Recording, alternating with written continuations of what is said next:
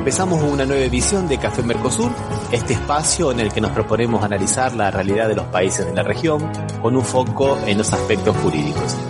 Nos pueden encontrar en www.cafemercosur.com y en las redes sociales, Facebook y Twitter, también como Café Mercosur. ¿Qué tal, Osvaldo? ¿Cómo te va? ¿Cómo andás? Hola, Ramiro, ¿cómo estás? ¿Cmo está todo allá en Brasil? Bien, si querés que te cuente, ¿no? Bien, no te cuento. Bien, no te cuento. No, acá la situación está bastante convulsionada porque tenemos a Bolsonaro que, digamos, está con mucho miedo de perder las elecciones. Lula cada vez está más disparado, soldo de las encuestas. Y esta semana Bolsonaro, se ha mandado una macana institucional bastante grande. Ha llamado a una reunión con todos los embajadores de los diferentes países. Ajá. Para hablar mal del sistema electoral brasilero, para hablar mal de la urna electrónica, para decir que le han hecho fraude en las elecciones anteriores, porque él sostiene que habría ganado en el primer turno, sin embargo tuvo que ir a un balotaje, porque le hicieron fraude. Y ahora insiste con que le van a hacer fraude de nuevo.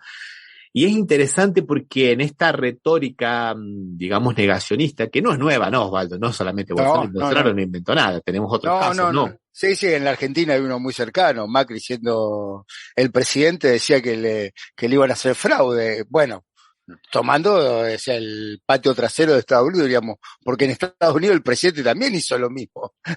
Trump dijo lo mismo, que le iban a hacer fraude cuando él era presidente. O sea, yo siempre, y una tradición, por lo menos en la Argentina, era que el fraude te lo hacían los opositores, no te lo hacían los oficialismos, no los opositores. Sí, totalmente de acuerdo, pero bueno, acá es el fraude, ¿viste? De un oficial, el oficialismo se hace fraude a sí mismo, bueno. Claro. Pero es interesante esto que vos estás colocando, porque bueno, significa toda una retórica de golpismo, de no reconocer las elecciones en el caso de que él pierda, porque eso es lo que está en el fondo. Hay mucha gente que ha salido a desmarcarse de esto, algunos sectores militares han salido a decir, no, las elecciones son seguras y no hay peligro de fraude. Lo mismo ha hecho, por ejemplo, el gobierno estadounidense, diciendo, bueno, no, señores, confiamos en el sistema electoral brasilero, no va a haber fraude. Y bueno, vamos a ver hasta dónde llega esta retórica, hasta dónde llegan estos movimientos que hay de destitución, ¿viste? Que son fuertes, ¿no, Osvaldo? Esta semana creo que fue, a veces me confundo un poco las fechas, que oficializó Lula su candidatura presidencial, ¿no? Sí, está cerrando las alianzas en realidad. Hay una alianza con el PSB que parece que ahora se ha, digamos, trabado un poquito por la cuestión de Río de Janeiro, ¿no? Donde supuestamente en Río de Janeiro el Partido de los Trabajadores apoyaría al candidato del PSB, a Freixo, que es un candidato histórico, y tendría el candidato del Partido de los Trabajadores apoyado por el PSB a senadores. O sea, te apoyo en el gobernador y vos me apoyás en el senador. Pero aparece un tercero del PSB, un tal de Molón, que quiere ser el senador por el PSB, Partido Socialista Brasilero, que está trabando un poco la cuestión a nivel nacional, pero se resuelve rápidamente. Entonces hay un gran abanico de partidos que apoyaría al partido de Luis Ignacio Lula da Silva, ¿no? Que bueno, pero ahora vamos a ver qué es lo que ocurre.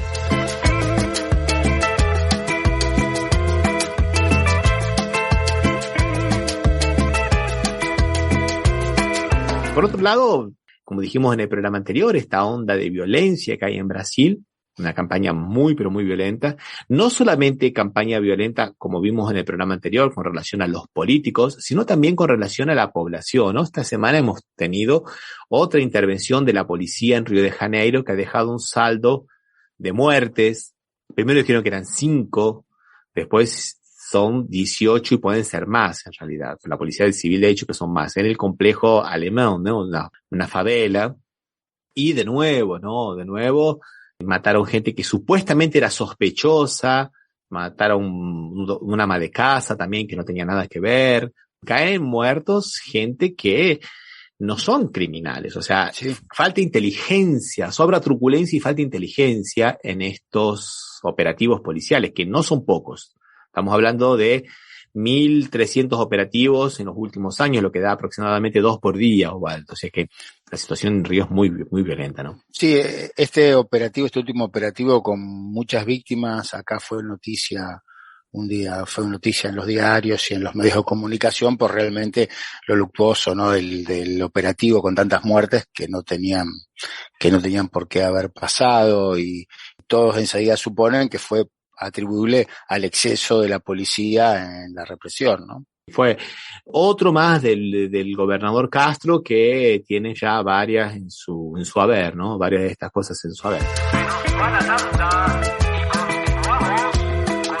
Pero bueno, ¿y cómo andan las cosas por Argentina, Osvaldo? Bueno, en la Argentina, si puedo decir cómo está Brasil, la Argentina también está muy, muy movida, y muy, muy extrañamente movida, porque hay un ánimo que están planteando algunos medios de comunicación sobre el carácter de la situación actual, que el país se está incendiando, que el país apareció un dinosaurio político, diríamos, que era Aldo Rico, un ex militar que ha tenido cuestiones de represivas, y que fue candidato, ya fue político, fue candidato varias veces y estaba desaparecido en los últimos años, y ahora apareció haciendo una perolata que devino en que el propio gobierno argentino, a través del organismo, lo denunciara, ¿no? Por el carácter de sus dichos, queriendo destituir al gobierno de Fernández, o hablando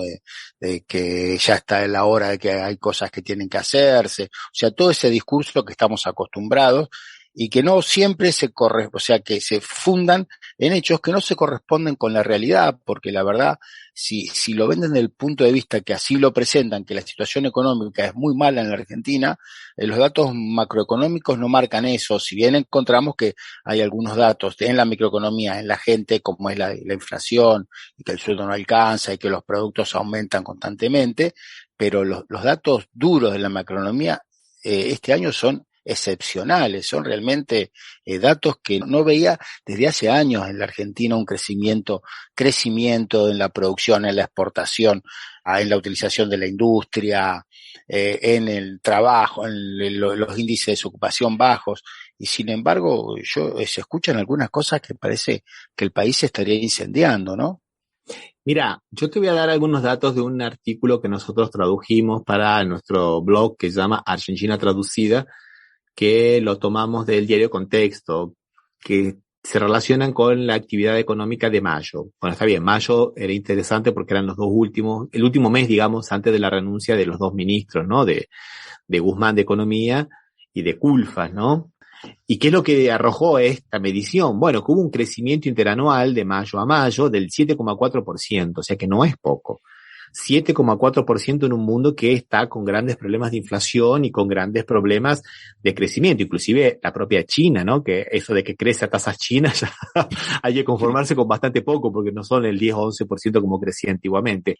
Y con relación al mes de abril, dicen que hubo una especie de estancamiento, pero fue el 0,3% de mayo para abril. Pero hay actividades que crecieron mucho. Yo estaba escuchando en las radios de Argentina que los centros turísticos están llenos. Y acá los números dicen eso, de un crecimiento interanual. El blog hoteles y restaurantes creció el 44,3% interanual. O sea que de mayo del 2021 a mayo del 2022, en esos 12 meses creció el 44%, no es poco.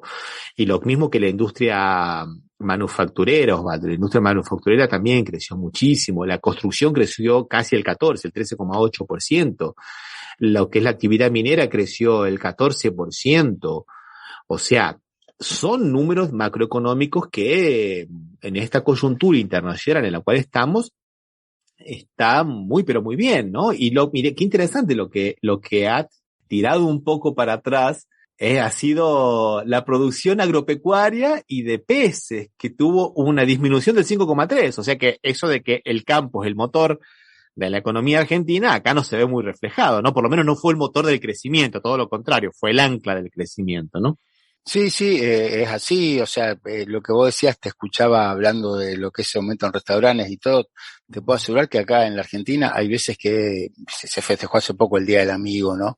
Esta última semana, y era muy difícil encontrar un lugar había que reservar en cualquier lugar que vayas a comer, o sea, la verdad que la gente sale, es real que eso todavía no alcanzó a toda la población. Pero hay datos, mira, un dato que a veces parece que no se nota tanto. Los trenes de carga del 2019 a esta parte aumentaron un 73% de la cantidad de cosas transportadas. O sea, vos pensás, o sea, que es casi el 100%, casi el doble del 19, y en el medio hubo pandemia, hubo la guerra de Ucrania, o sea, hubo un montón de cosas. Y creo que la industria inclusive está al borde de su máxima producción, pisando el 70%, lo que hace que haya que, para seguir creciendo, se tiene que invertir sobre los bienes de capital. La mayoría de las industrias automotrices están con 3 turnos o 2 turnos trabajando, lo que no pasaba desde hace años. Se largan nuevos modelos, en Ford, en Volkswagen, en General Motors, y la producción sigue aumentando, y si bien hay problemas por los dólares de importación de algunos productos, como yo escucho hace 15 días atrás, en 45 días nos quedamos sin café, no hay más café en 45 días. O sea, datos así que se van tirando la marchanta y que después no los comprueba la realidad, pero crea un malestar en la gente, pensando que esto puede pasar. Y entonces la gente ya empieza a comprar cosas sin sentido. ¿Por qué? Porque dicen que va a faltar, y como eso un montón de otros productos, o que van a faltar papel higiénico. Papel higiénico, sí, una estupidez que yo lo siempre parece el papel higiénico, ¿viste? Claro, pero con la cajera del supermercado le decía, sí, vos haces yo el papel higiénico, y no sabemos por qué, dice, cosa que es fácilmente solucionable con agua, me dice, no sé por qué tanta. Sí. Mientras tengas agua no te necesitas papel higiénico. No, las exportaciones de este año calculan que van a ser 90.000 millones de dólares, Ramiro. En la historia argentina nunca exportó 90.000 millones de dólares. Y mira, Osvaldo, sí, solamente para corroborar lo que estás diciendo, vamos a ver los primeros 6 meses que fueron realizados. Las exportaciones en los primeros 6 meses fueron de 44,37 mil millones de dólares. ¿Sí? O sea, más allá de los 39.022, casi 40.000, ¿no? Del año 2013, que fue cifra récord. La más alta, ¿sí? La más alta exportación de Argentina fue en el 2013. Ahora, en los primeros 6 meses estamos contando, ¿no? Sí. Sí, y lo que decís vos, se proyecta que va a llegar a 90.000 millones. Porque aparte hay una mayor interacción de los productos industriales o las manufacturas de origen industrial o la agricultura de origen industrial también. O sea, ya no se exporta solo grano, sino se exporta aceite, se exporta harina, o se exportan algunos productos con más terminación. O sea, en realidad, si uno ve los datos y ve lo que dicen los que analizan los datos, o sea, sobre todo, vamos a ser claros, ¿no? Algunos medios que son de derecha, esa es la realidad también, o que son... Sí, como también es una realidad, Osvaldo, que el desempleo cayó al 7%, pero estamos en un contexto en el cual no hay aumento de salarios, principalmente en el sector privado, que se resisten a subir los salarios, como tantas veces hemos dicho, y llegamos a la paradoja de que hay personas en Argentina que tienen empleo, porque hay empleo, pero que no les alcanza para llegar a fin de mes. Y eso es inadmisible. Sí, se entiende perfectamente el malestar social. No, es claro. El tema son los no registrados, sobre todo, o sea, porque todos los que son registrados, los convenios todos están reconociendo grandes aumentos, o sea, aumentos importantes que muchas veces alcanzan y otras veces no alcanzan a los niveles de inflación. Pero sobre todo el trabajador no registrado es el que más está sufriendo esta situación. Pero bueno, vos también creo que lo diste, el dato de construcción, que acá aumenta, que es un gran el 14%, Osvaldo. O sea que la construcción es una que multiplica trabajo, aunque reconozcamos, y de ahí salen muchos de los que están no registrados, ¿no? Que es el problema. Y no aumenta porque sí. Esta semana el gobierno de la provincia de Buenos Aires lanzó un programa para familias que ganan hasta 3 salarios mínimos para hacer ampliaciones de obras de las casas, que le dan créditos baratos. Entonces hay obra pública como pocas veces en los últimos tiempos, hay planes para la gente, el plan Progresar también está funcionando, Progresar también está funcionando bastante bien, hay crédito, o sea que el Estado está haciendo su parte, pero no está siendo suficiente. Hace falta un poco más de osadía, y claro que hay un golpe de mercado, hay un golpe de los sectores especuladores que están especulando con que haya una desvalorización del peso, lo cual va a generar inflación y lo cual también va a recaer en el bolsillo de los trabajadores, para ellos llevarse la diferencia. O sea, nuevamente lo que previno Cristina hace 2 años atrás, que esta recuperación económica no se la lleven 4 o 5 vivos. Y es un poco lo que estamos viendo, ¿no? Sí, y que un poco hace y favorece esa idea peregrina de un sector político de la oposición que dice cuanto peor, mejor. Claro. O sea, facilitando esto. O sea, obviándose que ellos tampoco la gente los aplaude en la calle.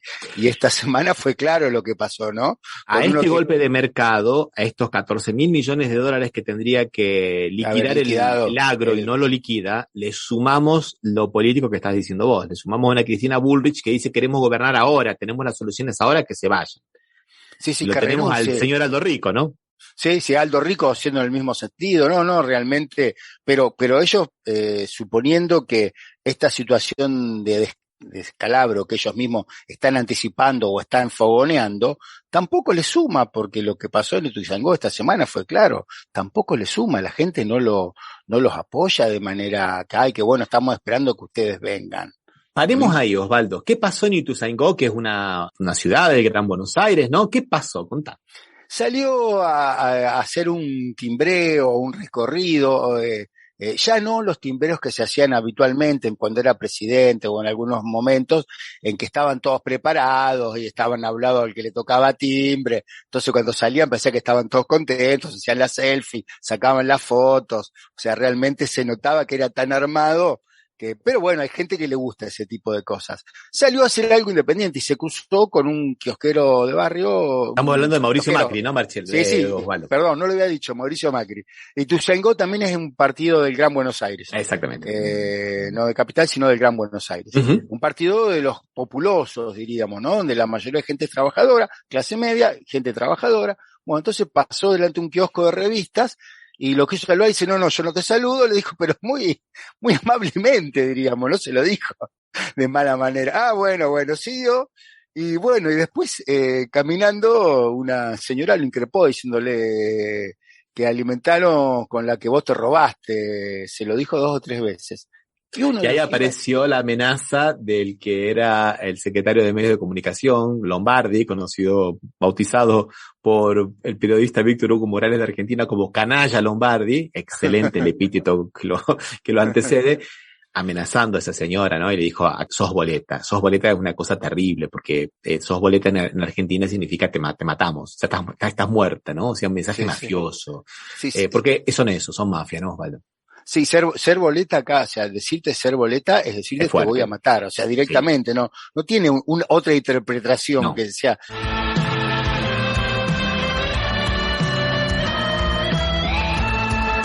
Ya que vos hablaste que se conmemoró el Día de los Amigos, ¿vale? En Argentina. Así. Vamos a recordar a un amigo de Mauricio Macri, vamos a recordarlo al expresidente de Paraguay, ¿no, Osvaldo? Cartes.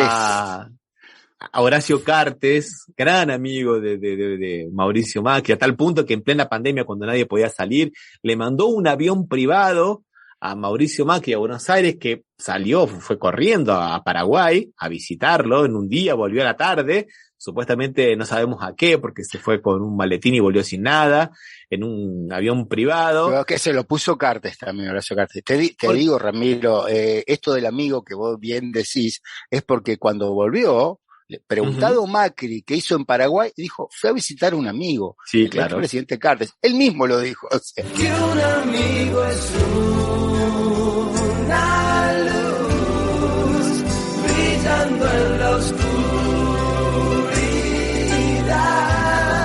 Siempre serás mi amigo.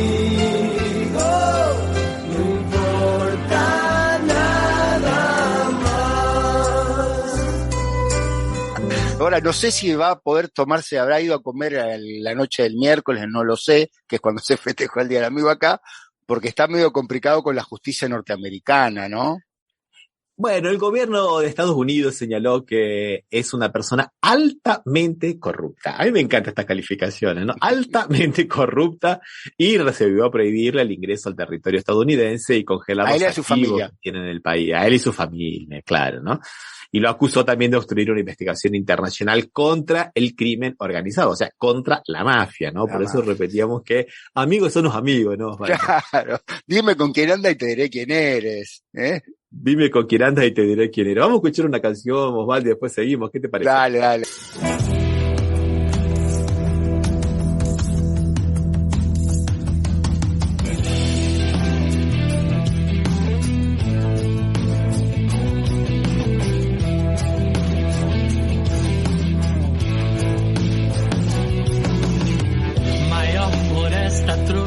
Da terra, a toda hora sofre duro golpe contra trator, corrente, moto, serra. A bela flora clama em vão me poupe, porém tem uma gente surda e cega para a beleza e o valor da mata. Embora o mundo grite que já chega, pois é a vida que desmate e mata. Mais vasta ainda, todavia, é a devastação e o trauma. Focos de fogo nos sufocam fauna, flora e até a alma. A Amazônia, razão de tanta insânia e tanta insônia. A Amazônia, objeto de omissão e ação errônea.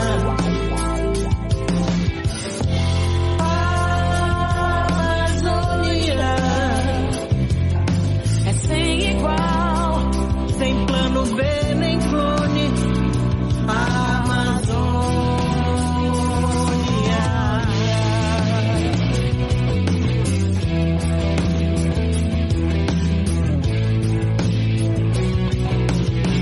Desmonte pra desmate, desvario, liberam a floresta no Brasil, pro agrobis e pra mineração, pra hidrelétrica, pra exploração, recompensando o crime ambiental, desregulando o clima mundial, negam ciência, incêndio e derrubada, negando vão passando a boiada. Que ignorância, repugnância a cada lance, a cada vídeo. Que grande bioeco, heterogenomatriz, suicídio.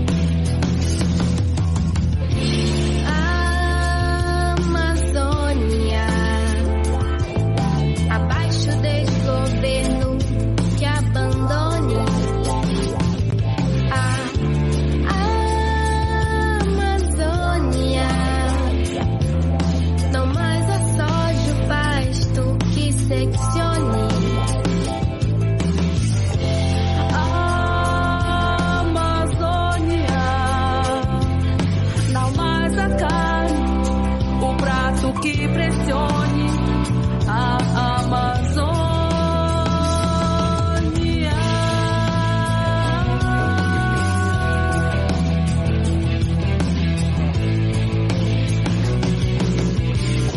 Dos povos da floresta sob pressão, o indígena seu grande guardião, em comunhão com ela há milênios, nos últimos e trágicos decênios, vivendo a nossa senda ameaçada e cada terra deles apagada, lendas de peões e poderosos, com planos de riqueza horrorosos. É invasão, destruição, ódio a quem são seus empecilhos. Eles não ligam pra amanhã, nem pro planeta, nem dos próprios filhos.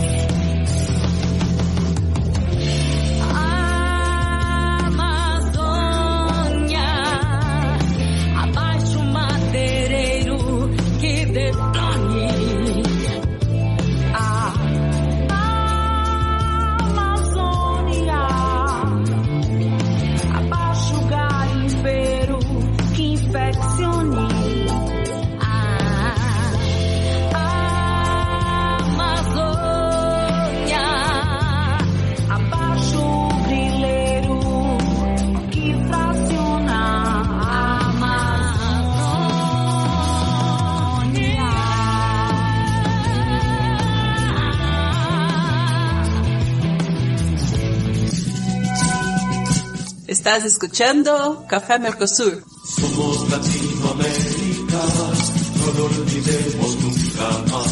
Somos Latinoamérica, no lo olvidemos nunca más. Somos Latinoamérica. Bueno, Osvaldo, ya que estábamos hablando de amigos, del Día de la Amistad y esas cosas, vamos a recordar otra gran amistad, ¿no? Que la recordó la presidenta Cristina Kirchner, la actual vicepresidenta y la eterna presidenta Cristina Kirchner, las redes sociales cuando lo recordó esta amistad entre Pepín Simón Rodríguez y Mauricio Macri, cuando le preguntan exactamente en un canal de derecha, un canal muy amigo de Macri, de quién fue la idea de nombrar 2 miembros de la Corte Suprema de Justicia de la Argentina por decreto. Y Macri reconoce, sí, fue de Pepín Rodríguez, pero después salió por ley, pero lo quisieron poner 2 miembros de la Corte Suprema de Justicia. Y en este momento es el 50% de la Corte, porque son 4, ¿no, Osvaldo? Sí. No, aparte, bueno, bien dijiste, o sea, en el Día del Amigo, porque realmente un canal que es de un diario, o que no es de un diario, parece que el dueño es otro, el mismo Macri, es muy amigo de Macri, las noticias son muchos centros, le tiran acá, se dice cuando le hace un reportaje y le facilitan las respuestas o le hacen preguntas favorables, le dicen, le tiró un centro. Bueno, ahí cada vez que va habitualmente Macri a hablar, es una sucesión de centros, diríamos, pero que a veces tan mal que muchos los tira afuera, como en este caso Pepín Rodríguez, ¿no? Que él lo pensó y dijo, sí, la verdad que sí, me lo dijo él. Que está hace más de un año prófugo en Uruguay, que ya no tiene más recursos para quedarse, que pidió asilo político y no se lo concedieron, y que no vuelve a la Argentina a presentarse a la justicia, ¿no? Esos son los avatares de la justicia argentina, ¿no? Mientras Comodoro Pi, los tribunales amigos también, ya que estamos en la semana de la amistad, Osvaldo, sí. De Mauricio Macri, lo absolvieron en 5 causas penales, las cuales vamos a tratar en el próximo programa, más desmenuzadamente, ¿no, Osvaldo? Pero son 5 causas que no tienen ni pie ni cabeza, mientras le llevan adelante una a Cristina Kirchner, que todo el mundo piensa que va a salir en contra, no que ella siendo presa, porque es muy difícil que alguien vaya preso por una aberración jurídica como esa, que es la causa de la obra pública, ¿no, Osvaldo? Sí. El principal riesgo que creo que puede llegar a tener es lo que ya pasó con Lula en Brasil, ¿no? Y con Lula en Brasil, que le impidieron ser candidato, o sea. Claro, pero en el caso de Lula, él tuvo privación de la libertad, él fue a la cárcel, ¿no? Sí. En el caso de Cristina, posiblemente sea que no vaya a la cárcel, pero que la inhabiliten para los cargos públicos, claro. Que es lo que quieren. Claro, que en realidad ahí estaría funcionando no totalmente ese entente que hay entre el Poder Judicial y un sector político y los grandes medios de comunicación que quieren imponer candidatos y que entienden que la mejor manera es proscribir, como ya se hizo con el peronismo durante 18 años, ¿no? Del 55 hasta el 73, parece que se quiere reeditar esa política que para las elecciones, que tuvieron, la verdad, un nefasto resultado para Brasil, ¿no? Con la privación de libertad de Lula, permitió que el presidente sea Jair. Sí, lo sacaron de la contienda electoral, pero con la privación de la libertad. En el caso de la obra pública contra Cristina hay que decirlo muy claro, es obra pública. Santa Cruz es una provincia del sur, en el extremo sur de la Argentina, en el extremo sur de la Patagonia, donde no se ha conseguido demostrar que hubo ninguna irregularidad, ni sobreprecios, ni las obras se han realizado muy bien. La misma gente que ellos colocaron como testigos dicen exactamente eso, algunos eran funcionarios de Belirá en la época de Macri, pero bueno, esta sentencia, como dice Cristina, la tienen escrita. No importa lo que digan los peritos, ni los testigos, ni nada, ¿no? Algunos eran parientes de Macri los que lo dijeron y socios de Macri que dijeron que no, que el precio que se cobró era lógico y hace una explicación técnica. Vos hablás de Santa Cruz. Primero que hay que decir que es una provincia que está muy al sur, con situaciones climáticas muy difíciles. Sí, por lo menos 2 o 3 meses en el año no se puede trabajar. Y con grandes extensiones y con poca población. O sea, para lo cual no es fácil hacer una ruta, una autopista o un caminito en esa provincia.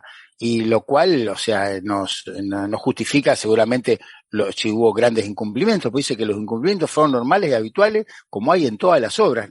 Te estoy hablando de el amigo del alma, hablando de amigos, el amigo del alma, uno de los amigos del alma del expresidente Macri dijo esto, ¿no? Que él el primo Calcaterra, el testaferro, dijo eso. Por eso te digo, o sea, realmente en esta época de amistad, esta semana de la amistad, vemos como los amigos a veces ayudan y a veces no tanto. El socio de él y que todo el mundo dice que es el actual testaferro, cuando él supuestamente se deshizo de las empresas para ser presidente, lo cual las puso a nombre del primo. Sí, es totalmente de acuerdo. Pero bueno, vamos a tratarlo eso específicamente en un otro programa más adelante.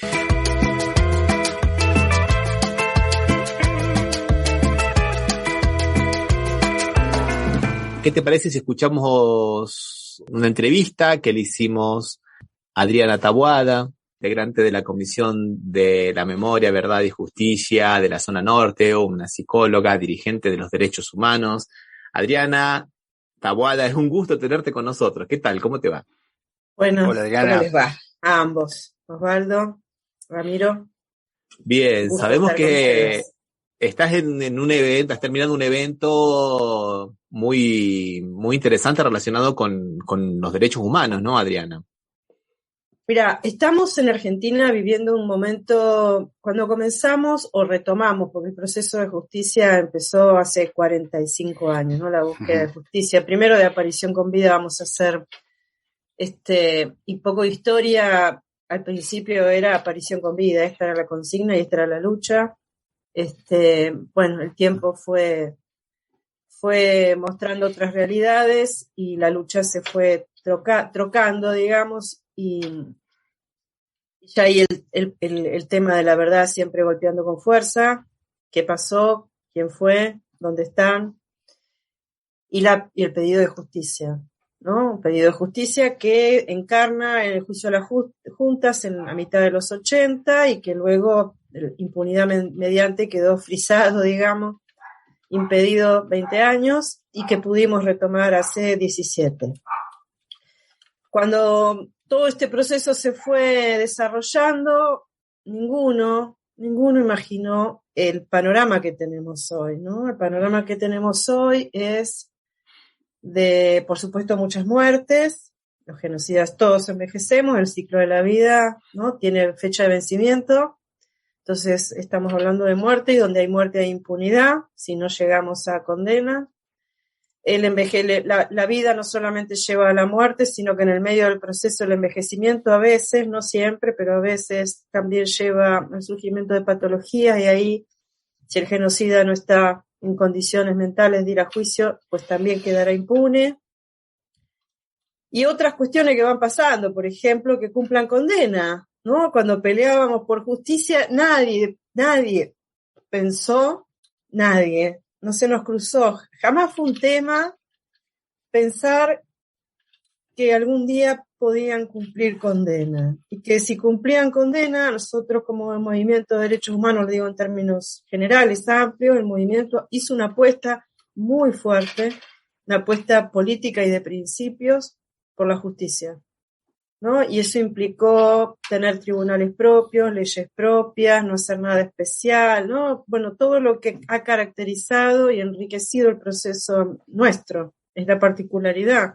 Otra particularidad que tenemos es que nosotros queremos enjuiciar hasta el último genocida, juicio y castigo para todos los culpables. Así está planteado hace décadas. Pero bueno, nunca nos planteamos que el juicio castigo, que se da la condena, que las condenas pueden quedar firmes y se cumplen. Y si se cumplen, lo que la ley dice para todos, para toda persona, para todo ciudadano que es condenado por delito, no importa cuál sea el delito, es que vuelve a la sociedad. Sí. Entonces, hoy tenemos, hay toda una discusión hoy acerca del tema de la prisión perpetua, que la discusión es si es perpetua, y aquí a los 25 años se puede pedir la condicional, la libertad condicional. Bueno, esto es un tipo de discusión, pero puede haber otras condenas que no son perpetuas, que tienen muchos años, 22 años, son muchos años. 22 años se cumplieron y el señor vuelve a domicilio, y me lo voy a encontrar en el cine, en la plaza, en el supermercado, caminando por la calle, porque cumplió su condena. Entonces también esto es un escenario muy fuerte para nosotros, y o sea, tenemos como nuevas situaciones a pensar. Bueno, Y es además de cuestiones. interesante, y es Sí. interesante, perdóname, Adriana, Sí, claro. es interesante a la luz de lo que ha salido estos últimos días también, de que se siguen, digamos, tipificando, calificando legalmente cosas que se negaban, ¿no? Como los vuelos de la muerte, por ejemplo, después Total. eso me parece una gran victoria de la justicia y de los movimientos de los derechos humanos que impulsaron esa justicia, ¿no? Porque Sí, efectivamente. Digo, te quería decir, otra situación que nunca pensamos es que tuviéramos la mayor parte de los condenados o imputados en prisiones domiciliarias, ¿no? ajá, Que no están justificadas legalmente para nosotros. Pero bueno, eso también es una discusión. Y esto que vos plantear es muy, muy fuerte, porque hablar es habitual, lo habitual es hablar de los desaparecidos, de las desapariciones forzadas, ¿no? Pero de lo que no se habla, pero porque yo creo que, como psicóloga que soy, creo que por un tema de profundo dolor y angustia, de lo que no se habla es del exterminio. Claro. ¿No? Decir desaparición es una cosa, hablar de muerte es otra.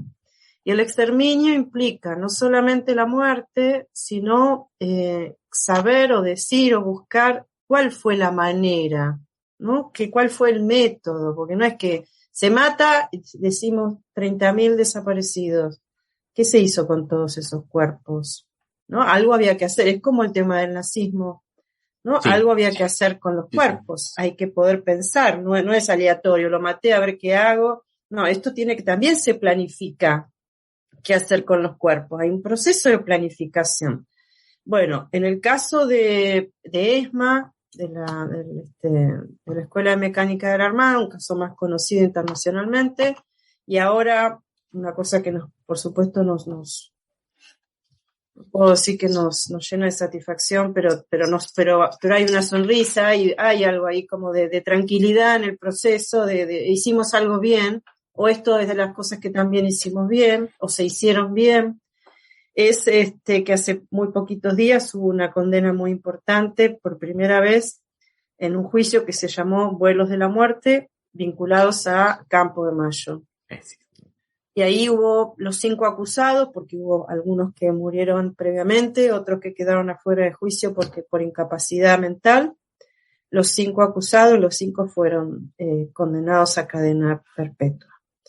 Entonces, para nosotros esto es muy importante, es como otro pasito, también en este caso por el exterminio, es poder mostrar, porque si hay condenas, quiere decir que pudimos conseguir la suficiente cantidad de pruebas, cantidad y calidad de pruebas para poder demostrar el delito, porque si no, no hay condena, hay absoluciones en los juicios también, ¿sí? Condena es delito probado se necesita la prueba.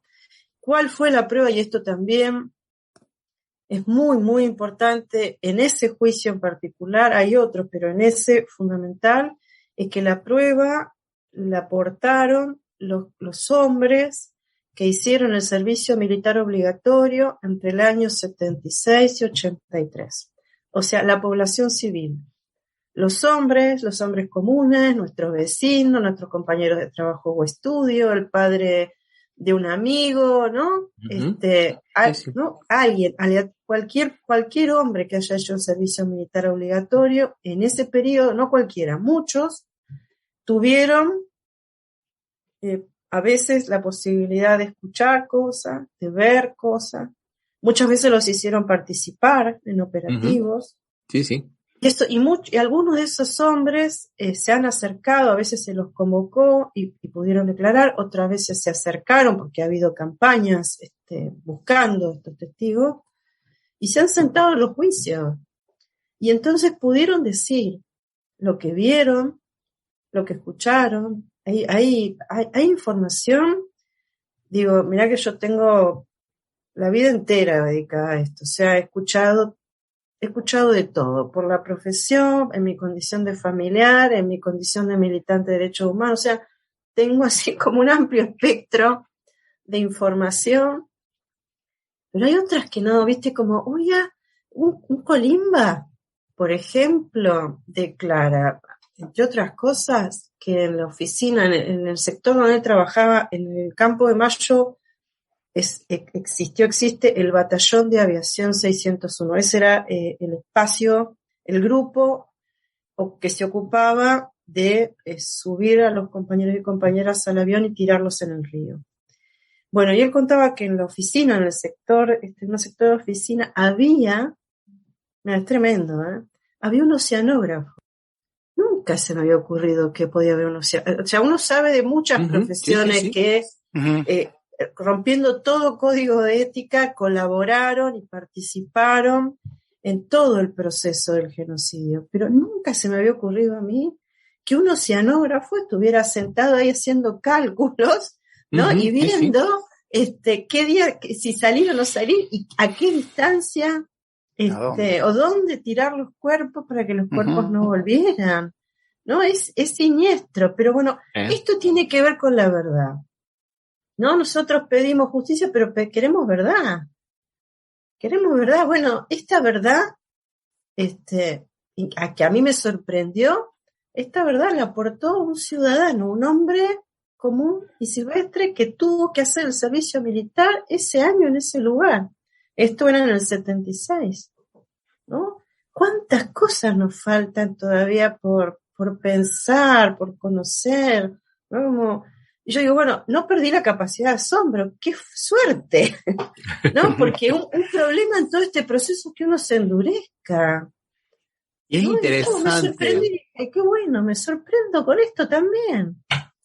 Y es interesante, Adriana, que en un contexto internacional de negacionismos, ¿no? Donde se niega el colonialismo, donde se niega la esclavitud, donde se niega inclusive el holocausto, que, bueno, que en Argentina todavía sigan apareciendo estas cosas y siga haciéndose justicia y memoria, ¿no? Y verdad. Porque en el contexto internacional hay puro retroceso, salvo es una ley un poco, bueno, pero ya es algo, ¿no? En España que salió una ley de la memoria democrática que es tímida, pero aún es un avance porque no había absolutamente nada, ¿no? Porque no había nada. Pero 90 años después, qué sé yo, casi 90 años después, vos decís, Tibio, qué tremendo el proceso. Y los familiares pobres teniendo medio que pasar la lata para poder juntar dinero para poder desenterrar a sus antepasados porque el Estado no los apoyaba. O sea, eso me pareció para pasar la lata, pasar el sombrero, digamos, un crowdfunding que le dice en forma. Sí, eso es algo que nosotros aquí lo tenemos como derecho adquirido, digamos, ¿no? Igual puede haber muchas cosas, pero aquí es como que el equipo argentino de antropología forense, todo esto que hace a la búsqueda, a la recuperación y reconocimiento es como algo ya instalado y reconocido internacionalmente. No, estamos años luz. Pero en este sentido te decía que uno puede hablar ahí, lamentablemente, de un genocidio exitoso, ¿no? Si 90 años después esto es lo que se ha logrado, y por suerte se logró, digo, no minimizo en lo más mínimo. No, claro. Pero este es el proceso que hubo que hacer, este es el tiempo que llevó llegar a este punto, pero eso habla de que algo, lo que ganaron, y lo que nosotros no logramos, y lo digo, ahí me implico, creo que todos nos implicamos como parte de un movimiento internacional, ¿no? De un camino que cada uno lo hace localmente, pero que se suma, digo, a una pelea internacional. 90 años nos llevó. Cuando nosotros vemos por otro lado. Y el genocidio armenio todavía está y pasaron 100, más de 100, ¿no? Sí. Y muchos aspectos, inclusive del holocausto, todavía están totalmente silenciados, ¿no? Y todavía no han sido debidamente investigados y ya pasaron también 70 años, ¿no? O sea, me parece muy, muy interesante este avance que han conseguido todos los organismos de derechos humanos en Argentina de impulsar la justicia, y impulsarla en el sentido literal, ¿no? Porque la justicia por sí misma no hace nada, ¿no? Sí, mira, en ese sentido, el sábado 23, no sé en qué horario va a salir este programa, este diálogo que estamos sosteniendo, pero desde algunos compañeros, digo, más allá de que yo milite en una organización, un organismo de derechos humanos, nosotros tenemos, porque queremos además así, creemos que así debe ser, tenemos mucha inserción, o pretendemos tener inserción territorial, local, ¿no? La calle, nuestra calle. Uh-huh. Y bueno, y estamos tratando de reorganizarnos desde abajo, quienes estamos más involucrados en el proceso de justicia o quienes les interese sumarse, para poder pensar estas cosas de las que hablábamos hace un ratito, vinculadas a este nuevo escenario, y al qué hacer, ¿no? Siempre hay que reformular el qué hacer. Uno en algún momento llega como a acciones más contundentes, más interesantes, más potentes, pero todo tiene un tiempo histórico, todo tiene un momento, y uno corre el riesgo de quedar como medio congelado y conservador, ¿no? Agarrarte a lo que te salió bien, y hay momentos en que eso ya no funciona, y más que enriquecer empobrece, y lo que decimos es, ¿quién tiene la respuesta para esto que está pasando? Nadie tiene la respuesta. Entonces, si nadie tiene la respuesta debe construirse. ¿Y cómo se construyen estas respuestas colectivamente? Para eso hay que juntarse. No es que vamos a un encuentro y yo te voy a decir lo que tenés que hacer. Empecemos a ver. ¿Tienen alguna dirección de correo electrónico, alguna página de Facebook que la gente pueda comunicarse con ustedes? Sí, espera, porque yo soy muy... Déjame que lo miro y te lo voy diciendo. Mientras charlamos te digo, porque me las confundo, ustedes perdónenme. No, por favor. Mientras tanto, qué interesante cómo son las cosas. Yo te estoy hablando desde acá de San Pablo, Adriana, de Brasil, donde nosotros estamos en un retroceso muy grande con relación a lo que es la memoria, la verdad y la justicia de la dictadura, de los 21 años de dictadura en Brasil, ¿no? Discúlpame, el mail, después te voy a decir otra vez, el mail es memoriazonanorte@gmail.com. Eso, Memoria Zona Norte. Y creo que también así encontrás el Instagram. Bueno. Memoria Zona Norte, todo junto. Y Adriana, sí, Ramiro.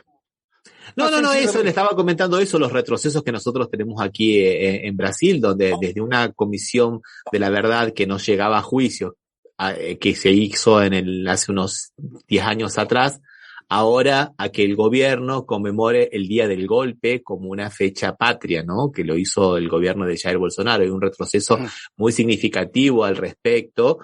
Y inclusive usando los canales oficiales del gobierno para eso, y no reconocerlo como el comienzo de una dictadura, sino lo que ellos le llaman una revolución democrática que evitó que Brasil sea comunista, como es la retórica oficial. Hay un paso, una distancia muy grande, ¿no, Adrián? Claro, una revolución democrática sin votos. Claro, sí. Adriana, te escuchaba que cuando empezaste hablabas de aquellos genocidas o que participaron en este tipo y que por razones ahora de salud o de supuesta demencia no están siendo juzgados. Y ahí me vino a la memoria porque justo fue en julio lo que pasó con el apagón en Ledesma, con Blaquier. ¿Cómo está ayer fue la... Claro. Ayer fue la marcha que se hizo, la marcha.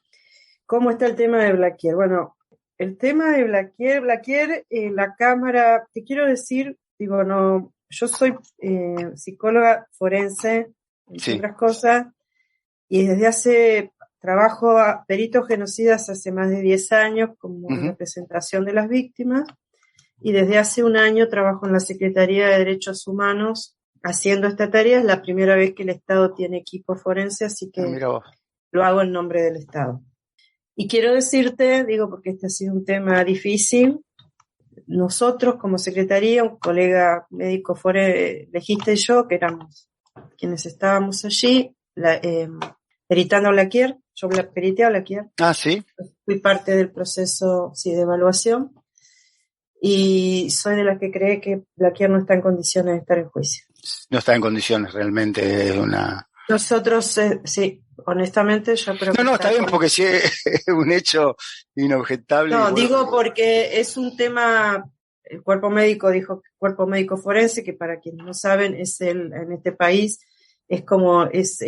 son como los jueces dentro del tema de salud, es el cuerpo de peritos de la Corte Suprema de Justicia, ese cuerpo, ese grupo de médicos y psicólogos determinaron que no podía estar en juicio.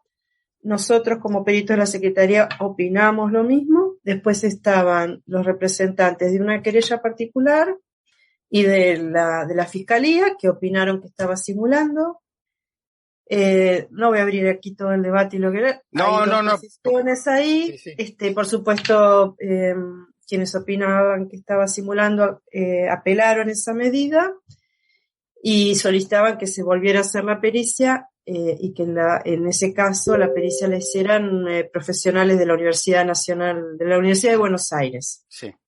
Hace días la Cámara, o sea, la segunda instancia, la de apelación, dijo que, bueno, el tribunal de primera instancia avaló que no estaba en condiciones por 2 votos. Uno dijo que acogía que volviera a reevaluarse. La Cámara dijo, bueno, vayan a reevaluar. Así que ahora estamos esperando que se produzca este tema. La verdad, nosotros lo que decimos, el problema ha sido el rol del Poder Judicial en esta historia. Sí, no, yo justamente te estaba pensando en eso cuando te escuchaba vos, porque puede ser que indudablemente ahora, si vos por tus conocimientos científicos podés avalar que realmente no está en condiciones, ahora, ¿por qué llegamos 46 años después o 45, 44 años después a este estado de evaluarlo, ¿no? Cuando se tenía que haber evaluado mucho antes. Peor, sí, eso desde ya, pero además hace 10 años atrás, por primera vez se lo procesa. Claro. Y después se le termina dictando la falta de mérito. Llegamos a este punto de impunidad. El tipo tiene 94 años. Yo en esto digo, claro, los familiares, hay un sector, digamos, profesionales que dicen que simulan, o compañeros. ¿Te imaginas? Digo, yo no quiero reabrir ese debate porque me parece que son puntos de vista. Yo tengo cómo sostener el mío, otros sostendrán el tuyo. Me parece que no tiene sentido. Pero bueno, la verdad es que todo el mundo quiere ver qué ganaríamos nosotros diciendo que no puede cuando puede, imagínate. Sí. Pero bueno, no quiero reabrir esa discusión, pues ha sido bastante dolorosa, pero digamos, hemos llegado a este punto por el rol que han jugado los jueces, los camaristas y la Corte Suprema de Justicia. La impunidad no la estamos dando nosotros, la impunidad la aportó, digamos, llegamos a este punto. Es más, Milagro Sala está presa y viviendo lo que vive, entre otras cosas, por el rol que ella tuvo como dirigente de un movimiento social tan potente como el suyo, parándose y visibilizando a Blaquier. Ella fue una pieza fundamental, ¿no? Visibilizando a Blaquier y el rol de Ledesma. No es la única, hay un proceso previo, pero tuvo su cárcel, su encarcelamiento tiene mucho que ver con esto.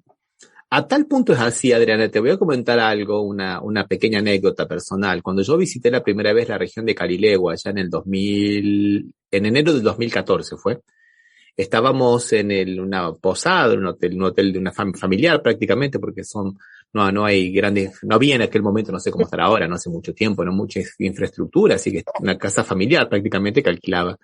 Y la mujer nos comentó que tenían internet en aquel momento porque Blaquier les había ido a ofrecer algunas cosas. ¿Qué querían? Si querían internet o qué es lo que más precisaban, porque después de muchos años él se veía un poco amenazado por la visibilización que estaban haciendo de la Tupac Amaru en aquel momento, ¿no? Claro. Y él les puso para que la gente fuera a hablar bien de él y de alguna manera blanquear un poco ese pasado. No, siniestro. Bueno, es parte de las cosas. Blaquier representa eso que para nosotros, a pesar de todo el camino, se nos escurre, que es el poder económico. Sí, claro. El poder real, responsable, no cómplice, responsable del genocidio. Hasta aquí no hemos podido llegar. La verdad, no hemos podido llegar. Entonces estamos, y esto en lo personal ya a esta altura a mí me produce un profundo malestar, digamos, que se siga condenando a Santiago Marrivero, quien fue está próximo a cumplir 99 años, el genocida más viejo que tenemos, de los que tuvo poder en aquel tiempo, un asesino sin ninguna duda, pero ya tiene más de 10 condenas. Yo quiero un Blaquier condenado, no quiero un Rivero. Ya está condenado. Ya está. No hay no importa cuántas condenas más, ya no tiene impunidad, ya esa historia la ganamos. Basta de gastar tiempo en un tiempo que no tenemos para seguir condenando a quien ya está condenado, multicondenado. Necesitamos los Blaquier. A los Blaquier los necesitamos. Una última pregunta, Adriana, ya agradeciendo tu participación generosa y tu tiempo, ¿no? Estabas hablando ahora de los poderosos económicos también que se beneficiaron mucho de la dictadura y no puedo dejar de recordar estos últimos sucesos que han ocurrido en Argentina, que está pasando por un golpe de mercado, principalmente una corrida bancaria de grandes players que están jugando a la desestabilización. Y a eso se le suma un personaje nefasto, ¿no? Nefasto que se levantó en armas contra la democracia en los 80 y que ahora le hace el juego, ¿no? A estos sectores que, digamos, poderosos, económicos, que están nuevamente queriendo desestabilizar no solamente al gobierno, sino también a la democracia, ¿no? Como es el caso de Aldo Rico. Queda claro que nunca jugó para la patria, ¿no? No, jamás. No. Ahora, No. digo, A pesar de que se llena la boca de hablar de Malvinas, ¿no? Claro, más allá de lo que dice, esta situación lo que muestra es él nuevamente con lo suyo, nunca jugó para la patria. Estamos en un momento difícil, lo que se presenta es un país en crecimiento pero con pobreza. Si hay crecimiento y hay pobreza es porque hay un problema de distribución. Yo no soy economista, pero mi ABC dice eso. Si entra más y no todos reciben, es porque alguien se queda con más que otro. Es ABC para mí. Entonces, estamos en una situación de debilidad. Este es el gobierno que yo voté. Uh-huh. Este es el gobierno que yo voté, pero hay un nivel de debilidad que es, por lo menos para mí, claro. Y frente a esto, ¿no? El poder económico va en ascenso, y construye realidades, ¿no? Construye realidades. Entonces, todo tiembla, en medio del crecimiento todo tiembla, construyen realidades. Una situación imparable, un mercado chico, pero que es imparable, y vos decís, y en el medio de eso, ya no es solamente Bullrich, ¿no? Los habituales, las voces habituales de desestabilización, sino que ahora se suma también alguien que vinculado a las Fuerzas Armadas, ¿no? Realmente es una situación que hay que frenar, esto hay que ponerle un coto, hay que ser muy claro y muy firme. Yo espero que el gobierno lo sea, ¿no? Esto de llamar a reunirse, ¿no? A uno de los hombres que ha encarnado el movimiento que llevó a la impunidad 20 años. Sí. Llegamos 20 años después porque tuvo éxito. Sí. Tuvo éxito. Digo, ahí Alfonsín, en su mesa, Alfonsín terminó, porque las leyes Alfonsín y quienes formaban parte del gobierno y del Congreso, cuando se habla de que las leyes de impunidad en este país, que son la de obediencia debida y punto final, son las leyes de Alfonsín, yo doy una discusión. El Poder Ejecutivo, en manos de Alfonsín, envió esos dos proyectos al Congreso, pero la votación la hizo el Congreso. Y el Congreso está formado, el Congreso es el poder dentro del Estado argentino más democrático, porque ahí están todos los que están ahí han sido votados, no es como en el Ejecutivo, no es como en el Judicial. En el Legislativo, todos y cada uno de los que ocupan una banca fueron votados.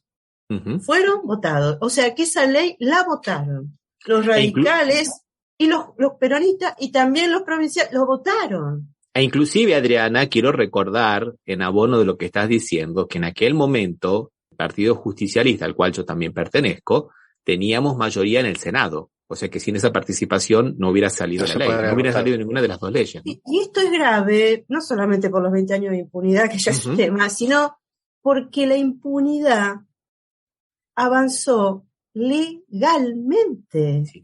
No nos la impusieron, fue legal. La impunidad, la imposibilidad de buscar justicia en este país fue legal. Tremendo. Sí, tremendo. Muy buen punto, muy buen punto. De todas maneras, creo que la justicia, el Poder Judicial tuvo y tiene una participación muy importante, porque vos lo que decías de Rico, lo que decía Ramiro de Rico, o sea, un fiscal tenía que haber actuado de oficio y todavía no se ve que lo haya hecho, ¿no? No lo van bueno. a hacer, la verdad que queda claro que a esta altura no lo van a No, hacer. Lo digo porque me lo comentaron hoy, yo todavía no lo busqué y está dando vuelta la información, es pública porque María Eva Pérez, que es la nieta de la vicepresidenta de Abuelas de Plaza de Mayo, de Rosa Rosenblit, ella tuiteó, así que es información que está circulando, apareció un habeas corpus que había presentado su abuela por su mamá, y supongo que por su papá también, en octubre del 76, y por supuesto dio negativo, el habeas corpus, la respuesta del Poder Judicial fue negativo, Sí. y se sabe que en ese momento la mamá estaba viva porque el hermano, que está recuperado, Guillermo Pérez Rosenblit, nació creo que en noviembre o diciembre, o sea, en octubre la mamá estaba viva por lo menos, y ese habeas corpus que dio con respuesta negativa está firmado por Irursun. ¿Ubican? Sí, un tal de una doctrina. Entonces, digo, cómo las cosas giran, ¿no? Giran y terminan cayendo en el lugar que tienen que caer. Este es el juez de la dictadura que sigue fallando. Que sigue aportando y no a la patria. Claro. No, pero sigue fallando porque falla lo que hace. Un gusto, Adriana. Bueno, un abrazo muchas muy gracias grande. a ustedes. Sí, Y hasta la próxima. Por supuesto. Chau. Estás escuchando Café Mercosur. Somos Latinoamérica, no lo olvidemos nunca más. Somos Latinoamérica, no lo olvidemos nunca más. Somos Latinoamérica.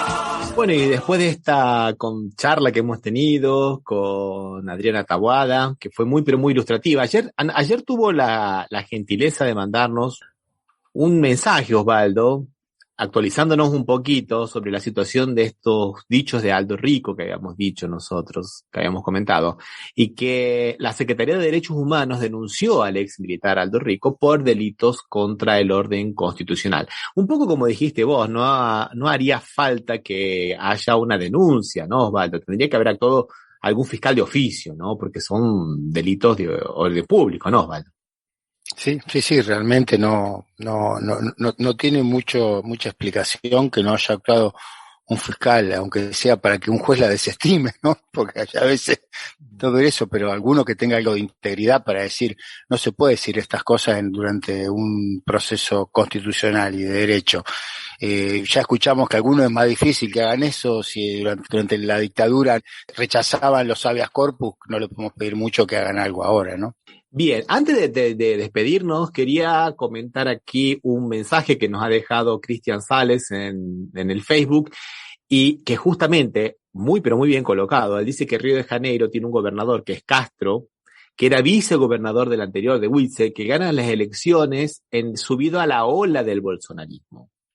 O sea, es muy pero muy interesante lo que está diciendo, que hay una especie de continuidad del gobernador anterior, que se eligieron en la cresta de esta ola del bolsonarismo.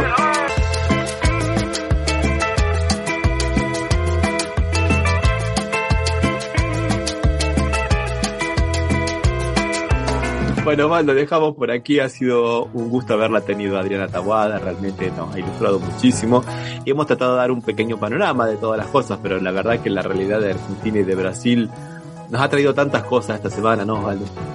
Sí, es tan dinámica y cambia y avanza tanto que a veces una hora es mucho y termina siendo poco. Así es. Bueno, recordamos que este programa lo pueden escuchar los domingos en FM Impacto de Villa Honor Galvez, acá y después muy cerquita de Rosario. Eso, y nos pueden seguir en las redes sociales, visitar nuestra página que está más renovadita, www.cafemercosur.com. Un abrazo, Osvaldo, hasta la próxima. Hasta la próxima, Ramiro.